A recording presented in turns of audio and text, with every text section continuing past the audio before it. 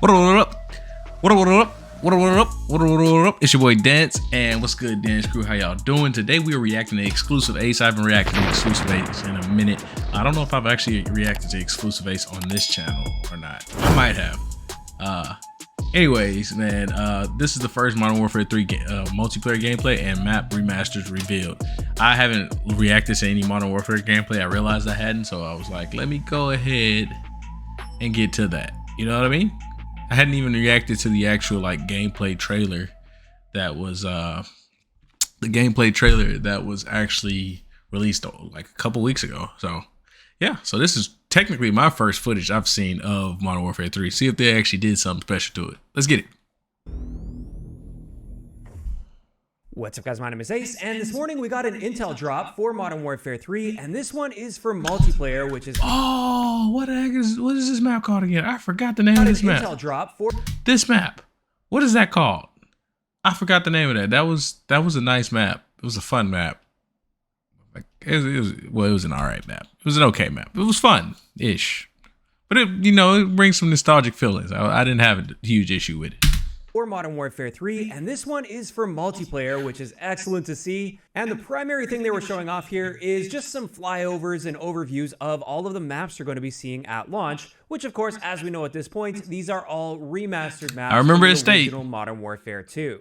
They also talked a little bit about their philosophy about an creating underpass. these maps. And on top of this, there was a little Rust, snippet of what you could call multiplayer gameplay, although it's not like a gameplay against other people. Instead, it's just a short clip showing a player moving around the map with multiplayer mechanics. However, there's no user interface elements and no shooting going on. It's just them mantling around the map, but we can gain a little bit of insight into certain aspects of the gameplay from these short clips. So without further ado, let's dive right into this, and I first wanted to touch on some of the talking points they had throughout the video. One thing they mentioned is there may be some very minor changes to metrics with the levels just to account for new gameplay mechanics. However, their philosophy while designing these always leaned more toward keeping things original. So they wanted to keep things as original as possible. And I think based on these clips and the images that we've seen in the blog post as well, which I will put on screen at some point here too, it does appear they have stayed very they got some hardcore parkour going on in this. Very true to these maps. I don't see any really obvious changes. There's a couple really minor things that I will point out in a little bit.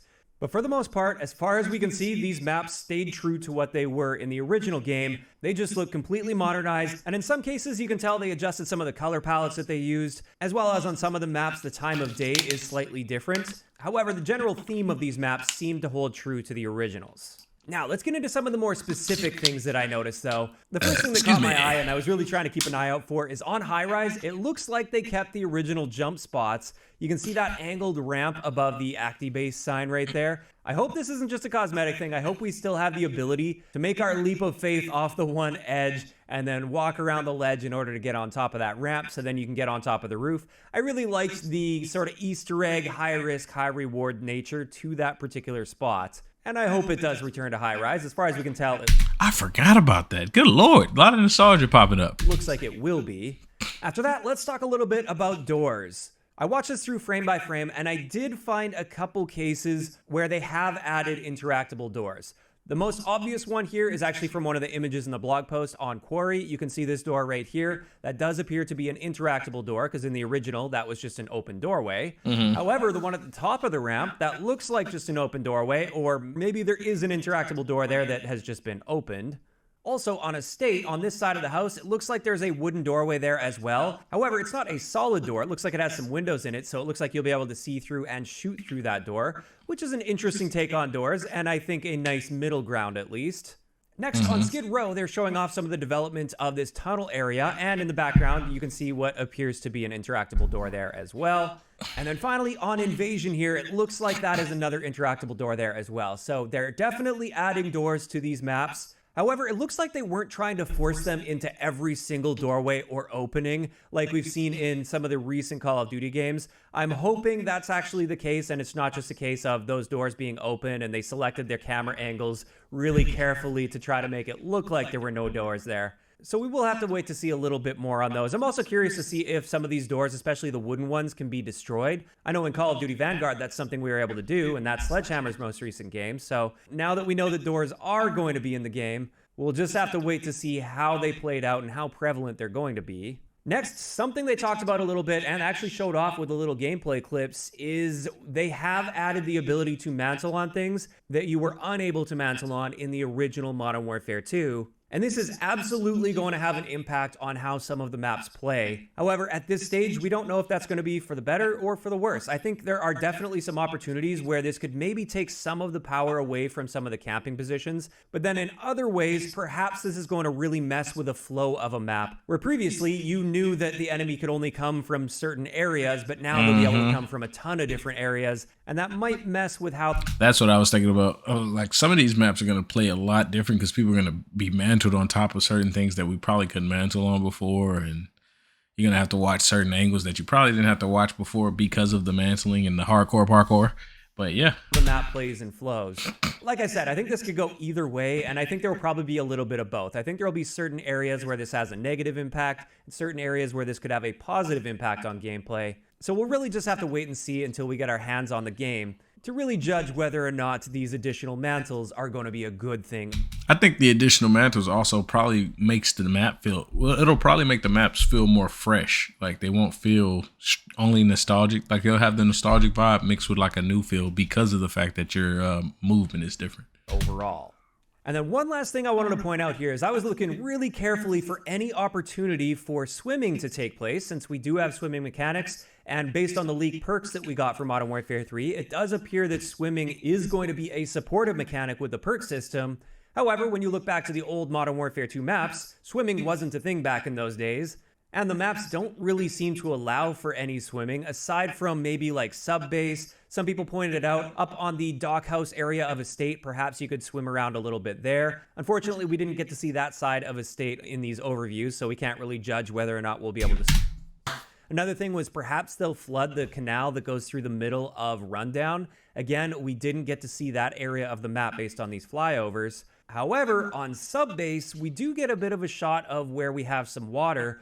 And it looks like they have railings all the way around, just like with the original map. And the one area where it looks like there's a ladder that comes out of the water and up onto the play space of the map, as far as we can tell, that ladder is completely blocked off and you can't interact with that. And therefore, it looks highly unlikely that we're going to be able to swim, at least on this section of Subbase. But that was the obvious section where swimming would likely take place if they were going to allow it on the map. So there we go, just another little thing that I wanted to point out that I found while looking through these images very carefully. Now let's talk a little bit about that 16 seconds of gameplay that we saw with a character running and mantling around on high rise. The first thing to point out is the gun in their hand. This is an Uzi. And the second thing that immediately caught my attention is the speed at which you're able to mantle, and also right here in this section, the ability to quickly chain mantles together. This is two very quick simultaneous mantles. It looks like they actually initiated the second mantle partway through the animation for the first mantle. And as a more aggressive player that's really disliked how slow mantling is in Modern Warfare 2, I'm quite happy to see this, even if this is done through a perk. Me too. I was actually pretty excited to see that too. We don't know if this character has any perks equipped. But on top of that, while watching this character mantle onto objects that are like higher than head level, in Modern Warfare 2, they would go into a ledge hang state before getting on top of the object, whereas in these clips, there is no apparent ledge hanging whatsoever in this. And while we have seen ledge hanging in some of the campaign gameplay clips they've shown off already with Modern Warfare 3, so far it appears it's not going to be present in the multiplayer, and I hope this is the case. I'm not a big fan of ledge hanging. It was definitely an interesting mechanic they added to the game, but I don't think it really added much to the gameplay. And if anything, I just found it frustrating that it was now 2 animations I had to activate to get over a piece of cover or to get on top of something, when I personally had no interest in using the ledge hang and I just wanted to get over that cover. Man, I absolutely hate the ledge hang. It's so stupid, but go ahead. As fast as possible. Next, the base movement speed for an SMG doesn't seem out of control. It doesn't seem insanely fast or really slow. Part of this could just be the FOV that they're using in this is different from the FOV I'm using, so it's just a perception thing. But this is one of those areas where even as a more aggressive player, I hope they don't go overboard with the base movement speeds. I want to see solid strafe speeds in gunfights, for instance, compared to what we've got in Modern Warfare 2. But I don't want to see the ability for people to zip around the map so quickly that they're impossible to track and hit, or so fast that it just completely throws off the flow and the pacing of the multiplayer maps. and it does seem like they've got things kept in check based on these short clips. Now, I don't want to judge things too heavily at this point because we're just seeing some early clips here. We don't even know if the mechanics that were used in this clip are going to be the final mechanics that we see when we get our hands on the game, and we don't know what attachments or perks are present, if any. And that right there is going to wrap it up for everything I wanted to talk about, with one last mention here. And this is something that I feel is going to be very important when it comes to these maps. So far, I'm really liking the looks of things. It looks like they've really modernized these maps nicely while sticking to their general themes and also staying true to the maps as far as we can tell. But at the end of the day, I still think one of the most important elements when it comes to these maps is the spawn design. And that's something we will have to wait to get our hands on. This is something that can easily take a great map and make it play like crap. So there we go. Those are my thoughts. And this is where I want to hear from you guys in those comments down below. First up, what are you guys thinking about the looks of these maps? Are you generally happy with how they've remastered them or not so much? And also, how are you feeling about the little clips of gameplay that we've seen so far here? If you enjoyed the video, a like rating is always appreciated. And don't forget to subscribe for more if you haven't already. Whew, okay. That was a lot of a breakdown with so little footage to see. I actually appreciated that. He hit a lot of points that I actually like. As you can see, my son's in the background jumping.